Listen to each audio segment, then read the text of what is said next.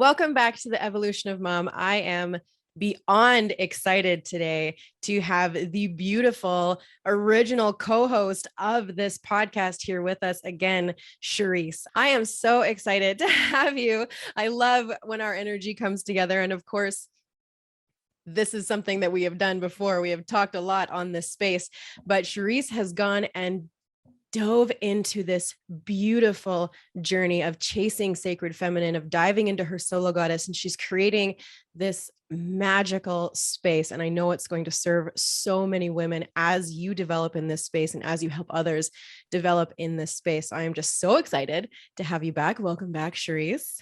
Thank you. I'm super excited to be here. I do miss this space. It was such a fun thing, but it was just something that my heart started to get pulled elsewhere. And it was a tough conversation for both of us to have. And but I'm super grateful to be back. And I knew that there would be collaborations in the future just because we believe in lifting each other up and believe in, our paths are our paths, right? And so it's great being in this space, but also to dive deeper into this like feminine journey. I feel like it's my mission to help women awaken this goddess inside of them and help them, really find their divinity and their authentic truth and keep coming back to that.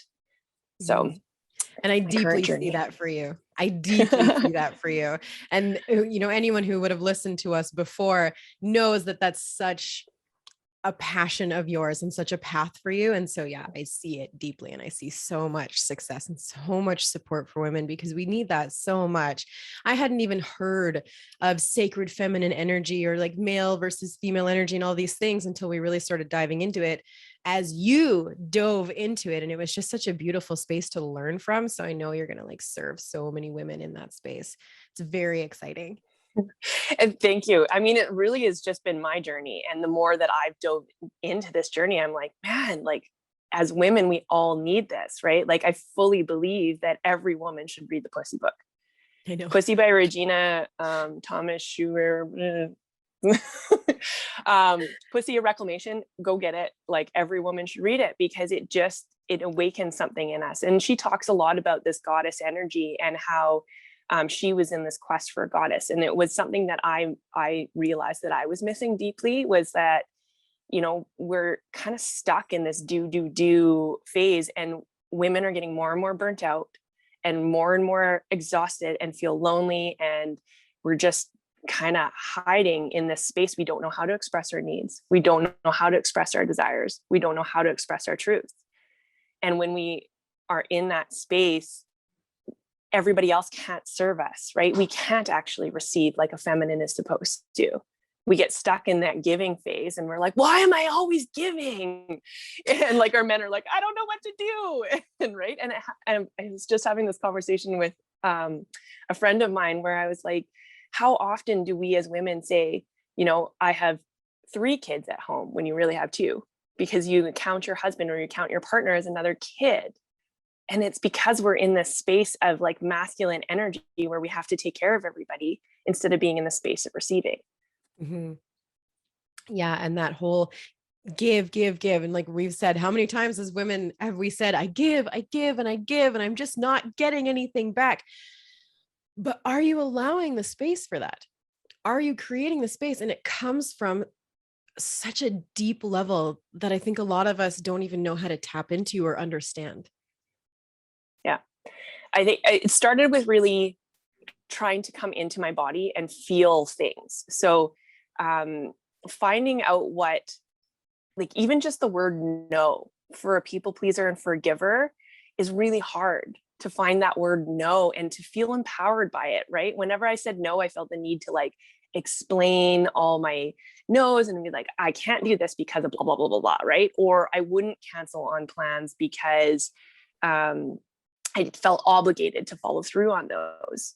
But really, I wasn't honoring myself in the process. So the more that I stopped, the more that I started to feel the response before I actually said it, the more I could start to feel what a no felt like versus a yes.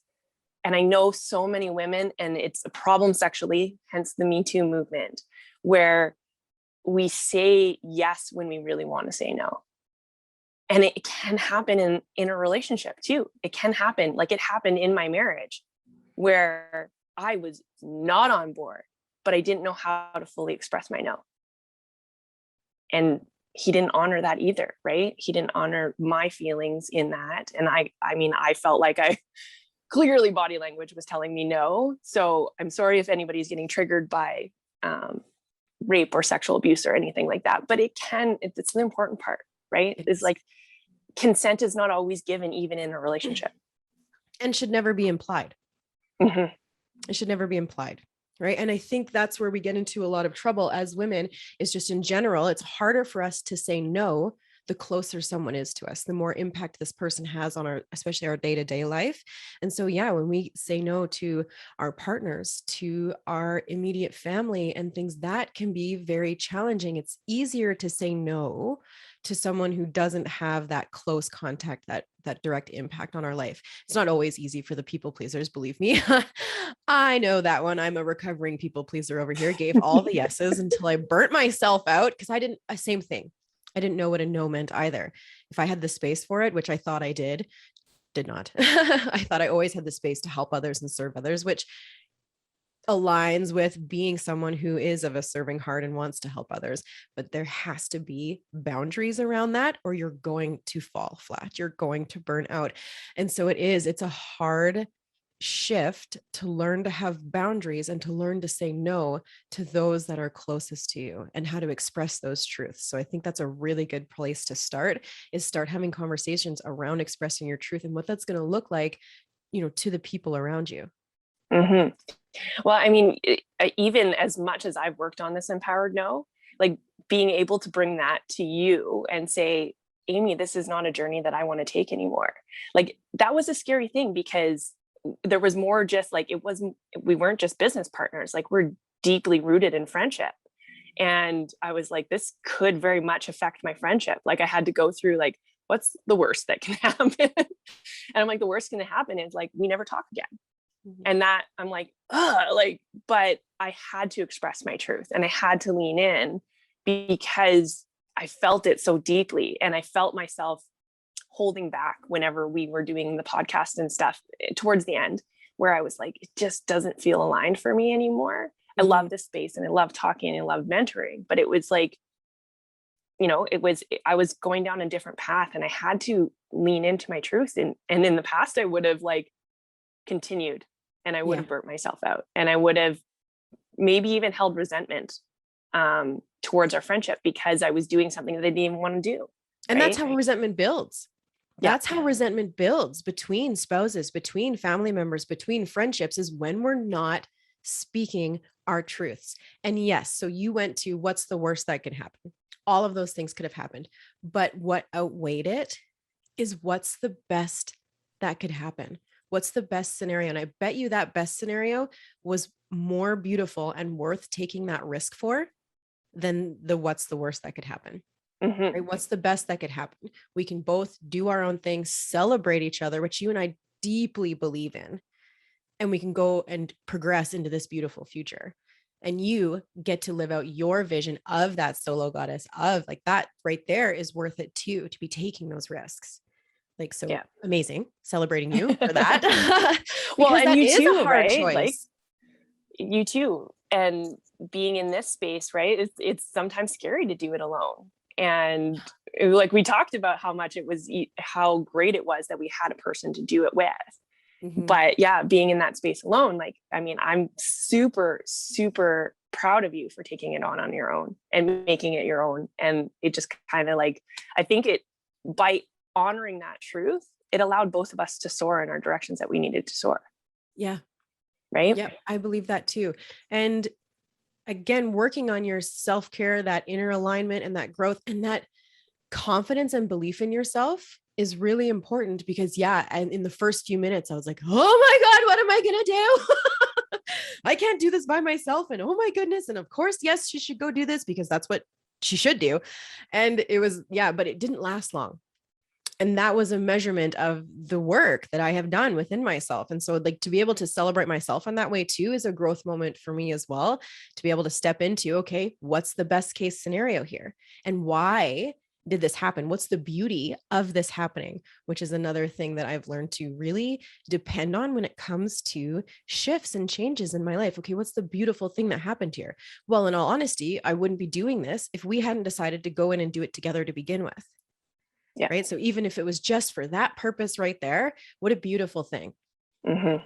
So I see so much positive from it, and it makes sense. It does. Right.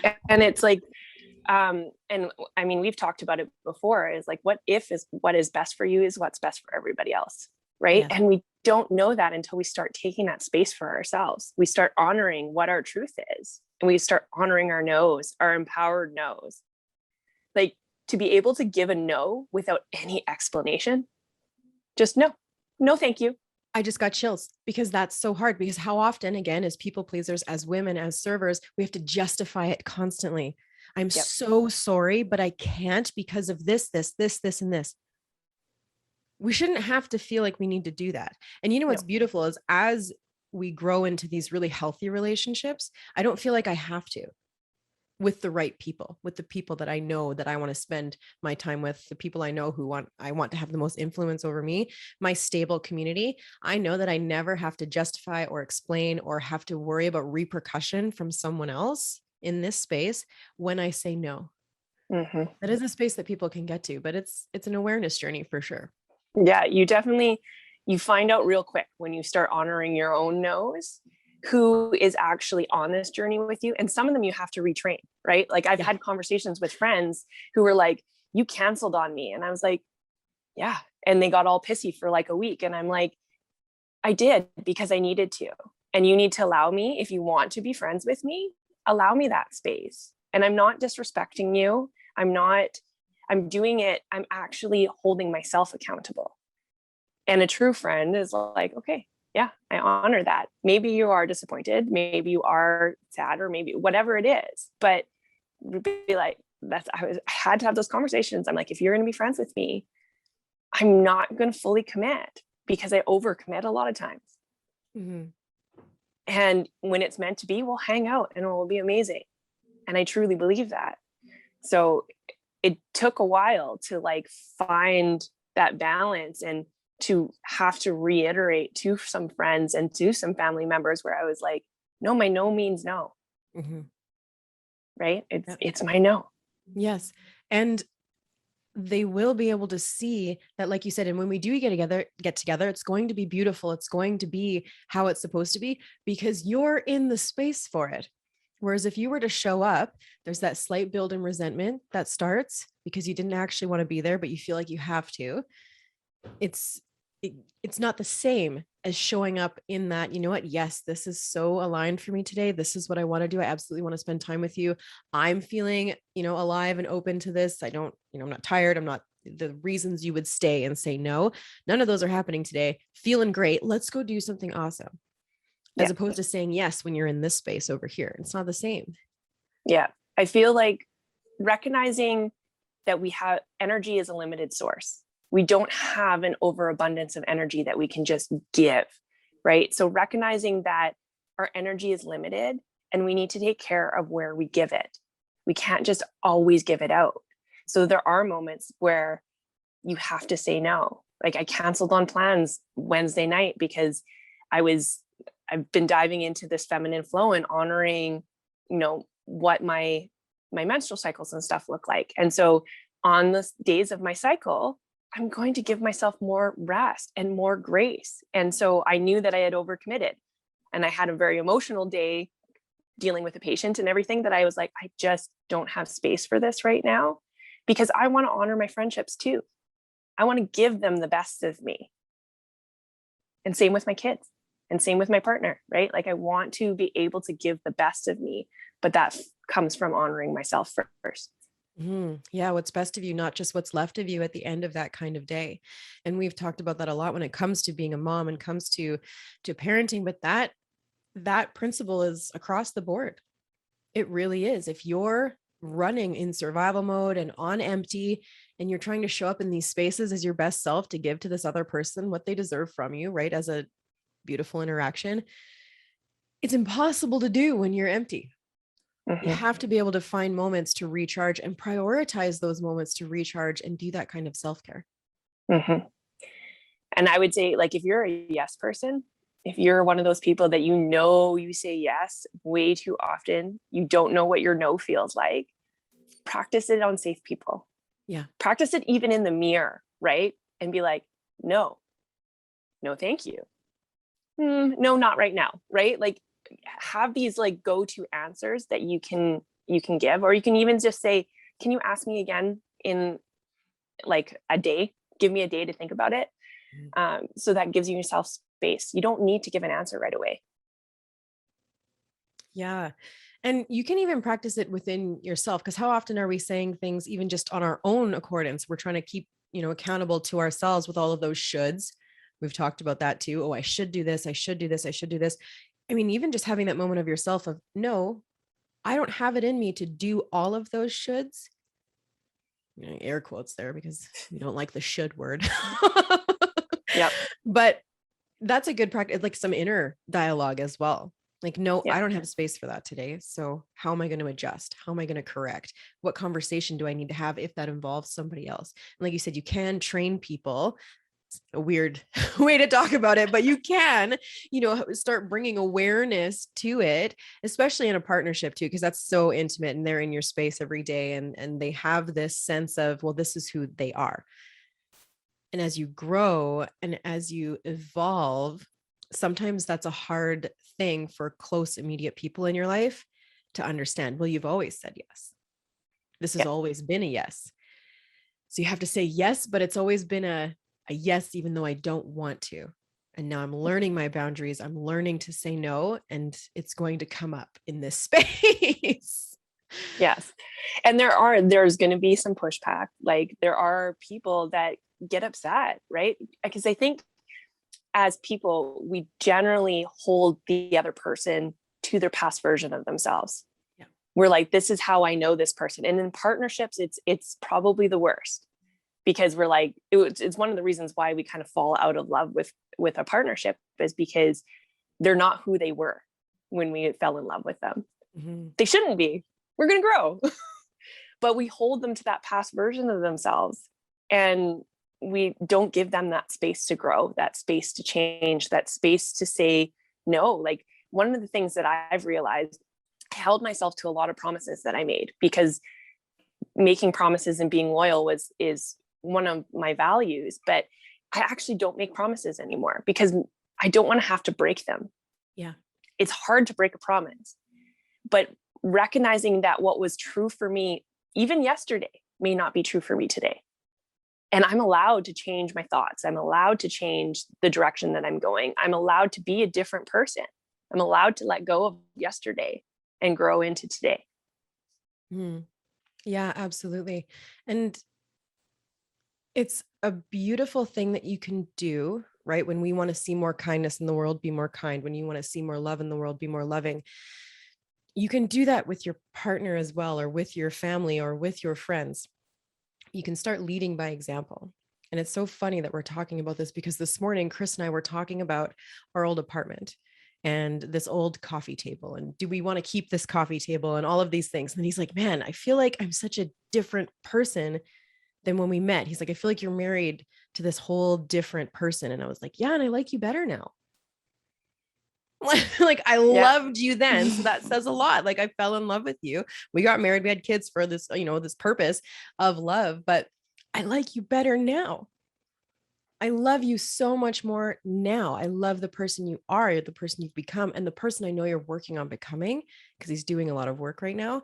And I could just see him, like, he wouldn't express it verbally, still a man's man, but I could see almost this like relax happen in his shoulders.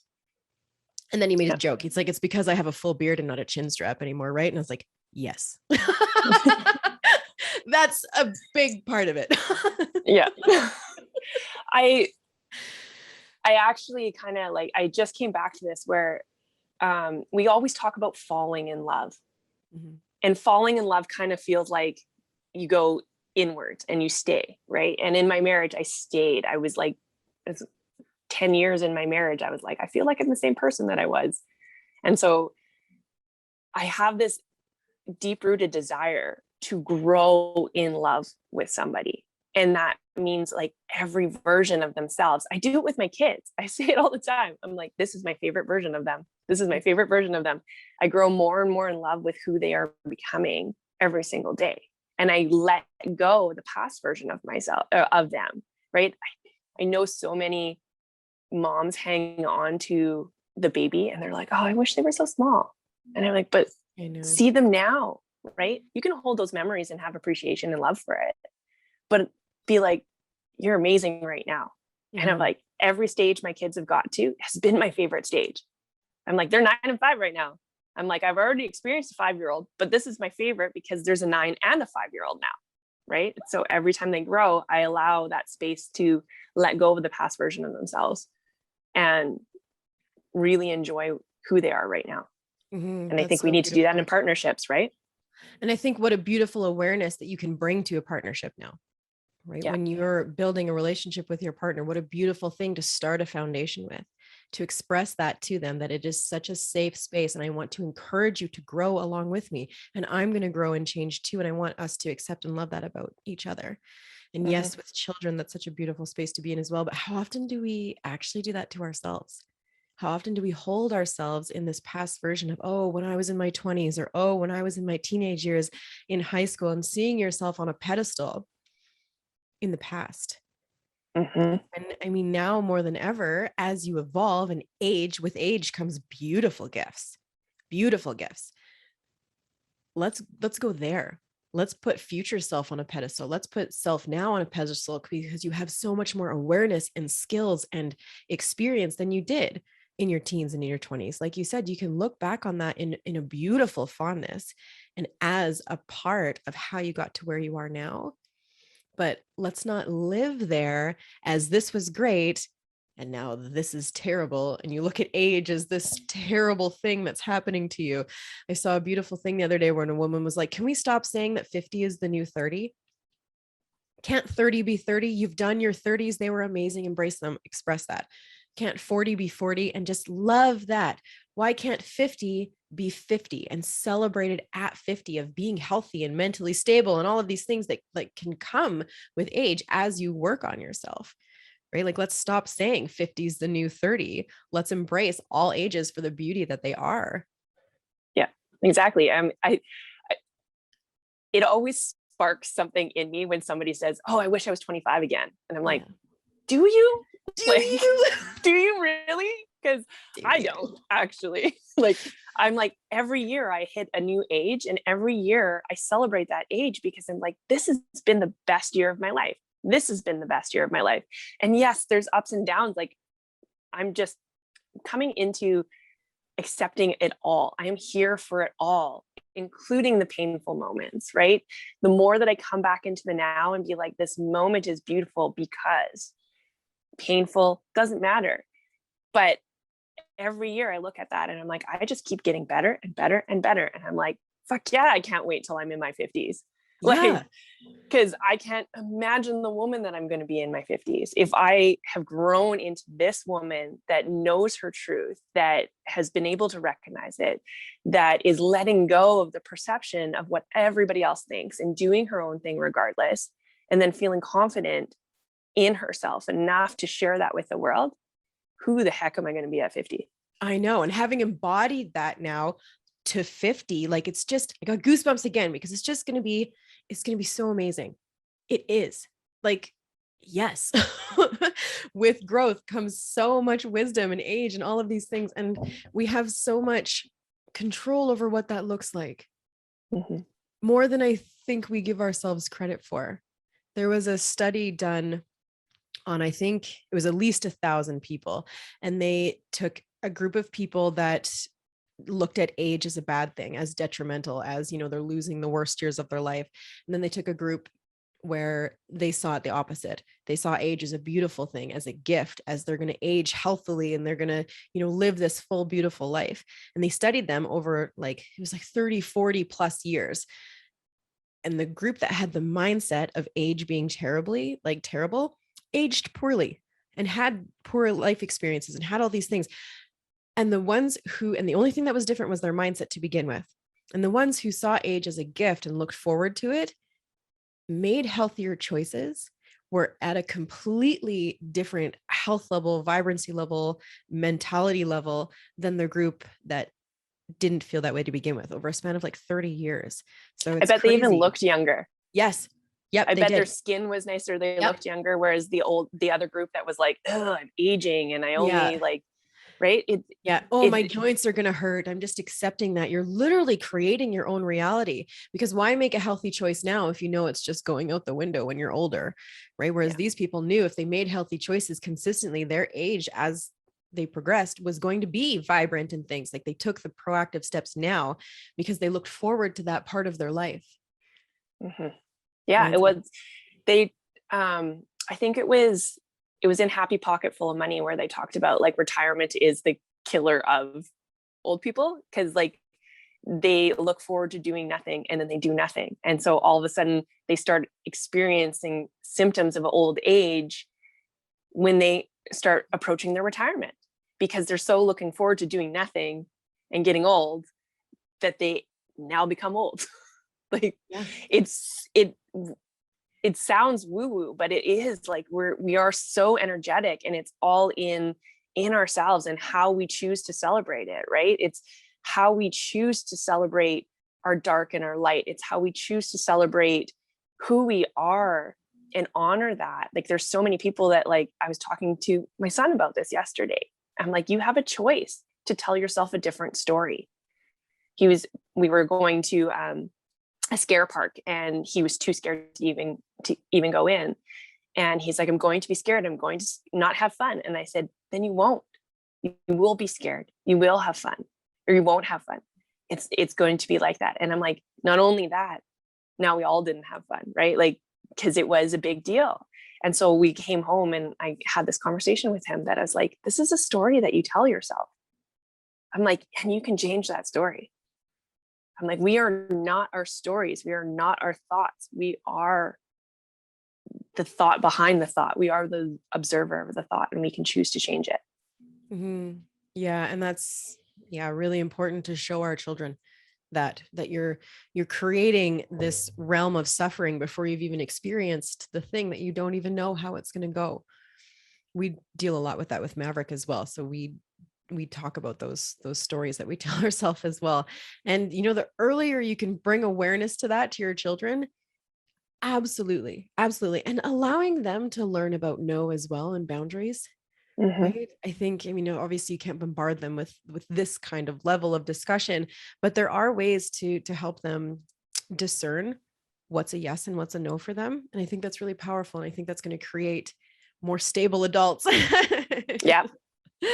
Yeah. And so you're diving into, obviously, and have for a while, but now you're coming into this beautiful space of the sacred feminine, learning so much about yourself and how you're going to help other women. Now, earlier you were saying there's kind of this opposing side to it as well, which is in everything. Mm-hmm. Right. So I'd love to hear a little more about that.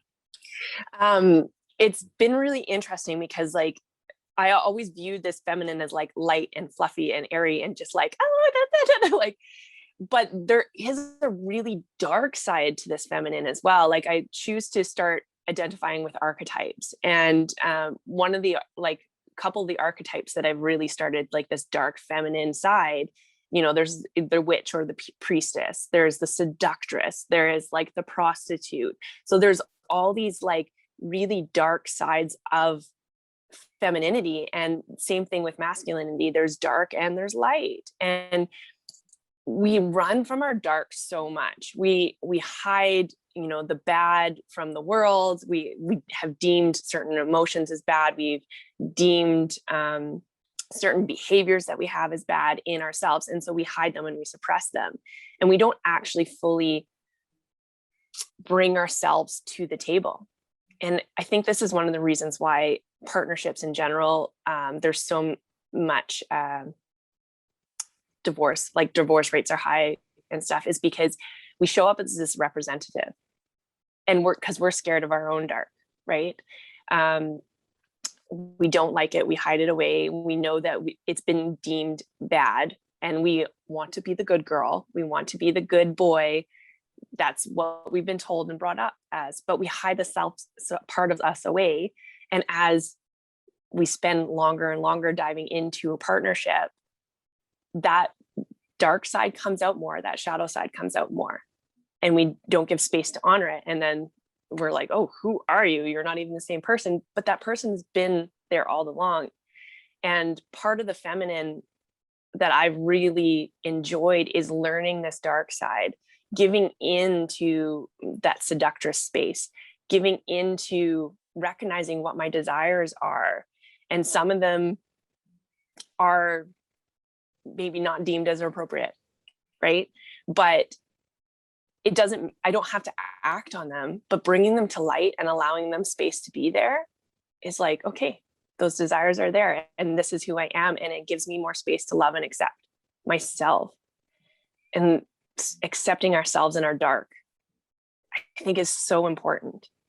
We hide this dark, but we're hiding ourselves, right? Yeah. We can't be all love and light.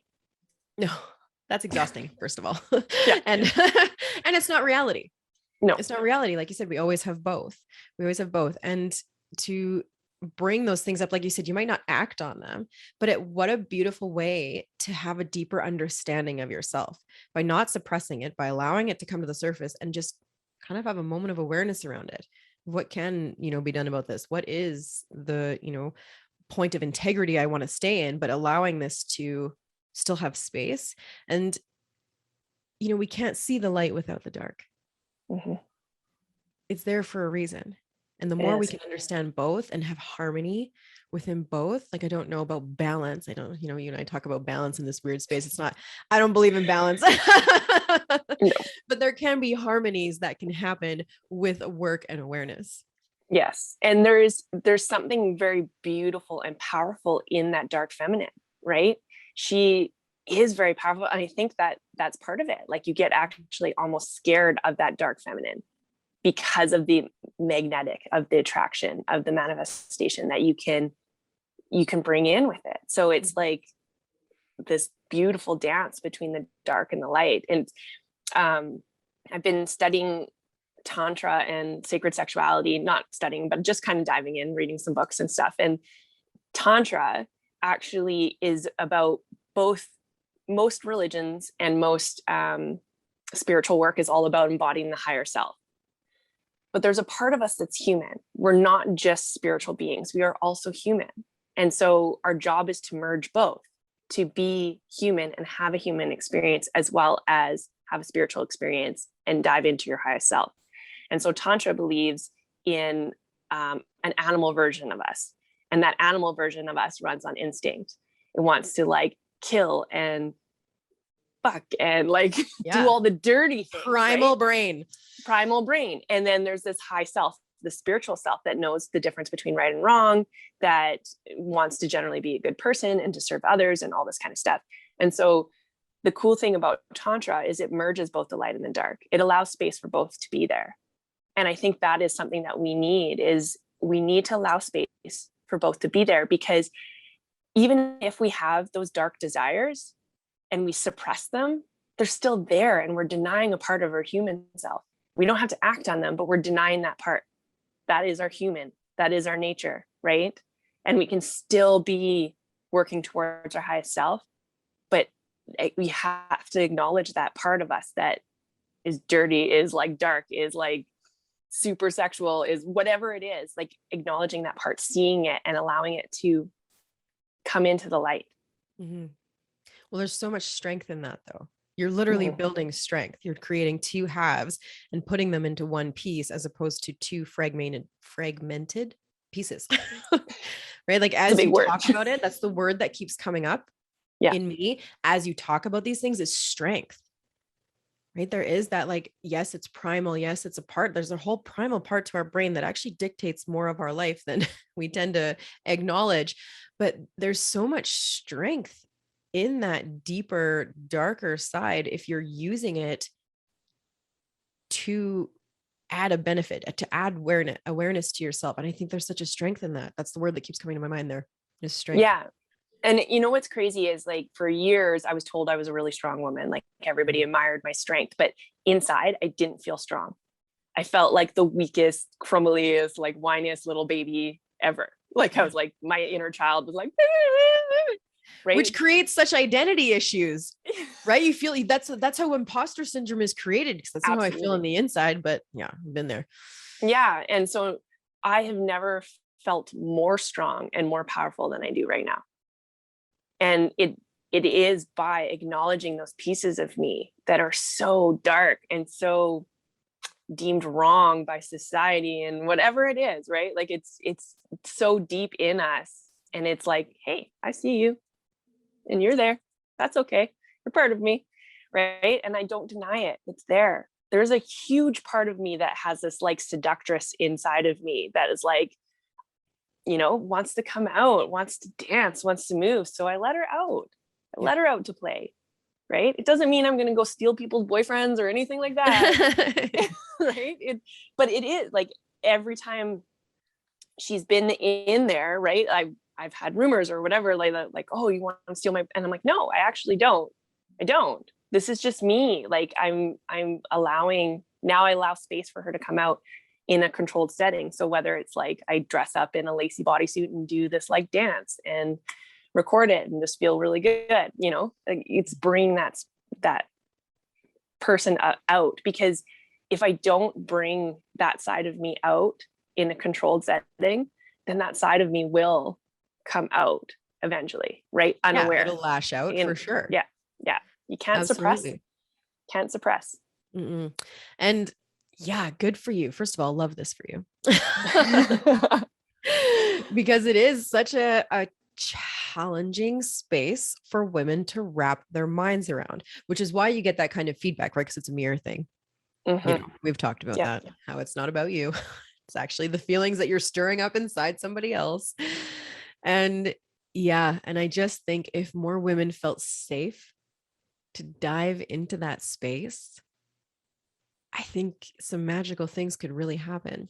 And to create that safety, you do need to talk about the journey you want to go on with those around you, so that you can hold in your integrity, hold in your boundaries, hold in the journey that you have decided to take on, but still allow space for them to be a part of your life, right? Mm-hmm. But that's where you can start practicing those boundaries and those no's and those discussions that you can have with your loved ones around that. Yeah, it's definitely been an interesting journey, because like the more that I dive into this deep feminine, and the more that I do get a little bit of pushback from friends or family members or whatever, that maybe doesn't make them feel so secure, right? Because it's acting outside of the norm, right? They're like, oh, and that's what I recognized in myself in the first place. That's how Solo Goddess kind of came to be, was I watched these women in like thong bikinis dancing on a dock and really just owning their sexuality. And I was like, ew, they must be strippers. And I was like, whoa, I don't know that. Why am I casting that judgment? And what I recognized in that moment was so deeply, that was a part of me that desired to be sexual and desired to be comfortable enough in my body to do a sexual dance, maybe not on a dock, but you know, in a thong bikini, but to just honor and acknowledge that. So I came home, I dressed in lingerie, and I put on sexy music, and then I did a photo shoot in my bedroom, right? Because I wanted to honor that sexual self. And I never felt more alive or more beautiful in that moment. So I used that trigger, that thing that made me feel insecure, and allowed it to change me, allowed me to dive in a little deeper and be like, what am I missing here? Yeah. And you allowed it to create a moment of growth and awareness, as opposed to, ew, suppress and move on. Yeah. No, I think that's so valuable when we can really dive into, why am I triggered here? Why do I think that about this person? Why am I, women get into that spiral so deeply of judgment and jealousy over celebration and an internal reflection. Yeah. Especially when it comes to another woman being sexual. Yes. Right? Because so many of us have suppressed that side of us. We really have. As women, that has been completely suppressed out of us over time, over societal views, over so much, like internal and externally. We have been so suppressed in that arena. And so when we see people diving into that space, it's like, what is happening? We can't even fathom and wrap our heads around, is that even an okay space for me to be in? You can't even picture yourself in that space. I mean, women struggle so much alone with sex drive, with so much of that on a physical hormonal level, but on a spiritual, mental level as well. They're both combined very deeply. And it's from a lot of our external environment. And so it does stir things up when we see that, because a deep part of us wants to feel that. And that's where that comes from. We want to feel desired. We want to feel sexual and sensual. We want to have that kind of attention. Honestly, women do. It's innately in us. And there's a positive side to that. And there's that dark side to that as well. We can use it to define us. We can use it to, create worth that should, come from within. But there's a beautiful side to that I think we can all tap into a little more and create safe spaces like you did. Go home, do your thing, to tap into that a little bit more. And then I bet you, even for the next few days, for the next week, or I mean, let's be honest, since that moment on to now, you've created this little bit of difference in you. And I mean, it's a lot now, but that one moment created something so profound. And in reality, it wasn't that challenging of a quick little switch there. It was just a moment of awareness. And I'm doing this thing right now where when I think I want to do something or think I'm going to do something, but then my brain talks myself out of it and I don't do that thing, I have to sit with myself for 10 minutes. I have to set a timer and do nothing. I have to do nothing and sit with, why did I just talk myself out of that? Why don't I go do that thing? No, all of a sudden dishes aren't important right now when they weren't 10 minutes ago. I know I tried to switch into, oh, actually, I should just go do some dishes though, instead of doing this one thing. So I have to sit with that for 10 minutes. It's not easy. No. It's not easy to sit and do nothing as a busy doer, right? We're such doers, going back to that. But wow, what ridiculous things come up. There's some dark things that come up in those moments of sitting with myself, and why I don't feel the need to do the thing that I instinctually knew I wanted and desired to do. Mm-hmm. It's interesting because it's like when you like this pleasure practice that I've started to kind of dive down as well, and starting to honor really my pussy in that area and all that kind of stuff. How many times we feel excited or we feel turned on as women, but we ignore that and we suppress it. Oh, I'm too tired, right? We're like, oh, and it's not a good time. They've got so much going on right now. Or we don't even, I mean, you know what? I bet you we're to the point now where we don't even think about it. Nope. It's not a logical thought process. We get that little, we know what that sensation is down on our little pelvic floor. We know what that is. And we just immediately dismiss it. Mm-hmm. And it's interesting because I spent a year not dating. I was like, I'm not going to date. I'm not going to take any partners or anything. I'm just going to spend a year on myself. And in that year, I found I ignored my desire for pleasure and for sex because I didn't have a partner. And I was like, meh. And she got quieter and quieter and quieter and stopped talking to me. Right. And it wasn't until it was that space where I started to honor myself, like, oh, I do desire to be a sexual being. And I started honoring that. And then she was like, boom, alive again. And it's here I am. Oh, hey. You found me. And I'm like, oh, right. And it made me realize how much of a sexual being I actually am. Right. And it's interesting because when it comes from, like, you look at boys and girls, it's obvious when they're turned on and they learn how to masturbate and all that kind of stuff when they're young. Right. Whereas a girl, it's obvious, little girls, because I've seen little girls where they like rub or they like sit on a chair different, but because of the way that they're doing it, people tell them to stop. Yeah. They don't tell them that this is what this means. And like, this is an appropriate space for the bedroom or whatever. Right. And so we learn in those moments to stop. Mm-hmm. Even though that's not good. Normal. We shouldn't It's not normal. Yeah. It's not normal. Don't do that. Or kind of making you feel embarrassed for doing it when it's us naturally giving into that instinct, right? That little pelvic floor flutter that we feel even as a child. We are sexual beings as children, which is, I know that's like a whole different thing, but it's part of our bodies. We start learning it, we start feeling it, right? And we then get told to suppress it. We get told to hide it. We get told, right? I mean, we don't talk about female masturbation like at all. But with boys, it's like, oh, boys will be boys. They're going to play with their things. It's got, you know, it's an external thing. They're going to play with it, just like tools. Like, it's so normalized for them to dive into that space. And we do talk about it way more than we talk about sexual health for women.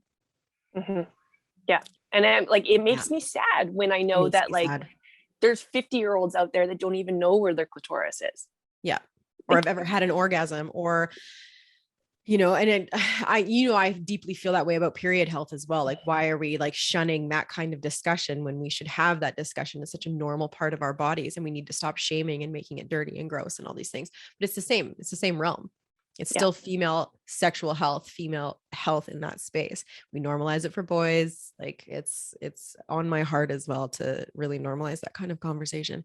And it's deeply, deeply rooted, because like the more that I've leaned into this feminine, the more I've learned about my period, my menstruation. I never knew that my body goes through these hormonal fluctuations and that there are periods where I rest, right? I ignore them and I keep going. And now I wonder why you feel so crazy and burnt out on a few days right before your period. And yeah, right. Yeah, or like a beautiful cycle you can follow there. Yeah. Why I could stick to a certain meal plan, or why I can stick to my exercise two weeks out of the like month. And then all of a sudden it's like, oh, I'm missing.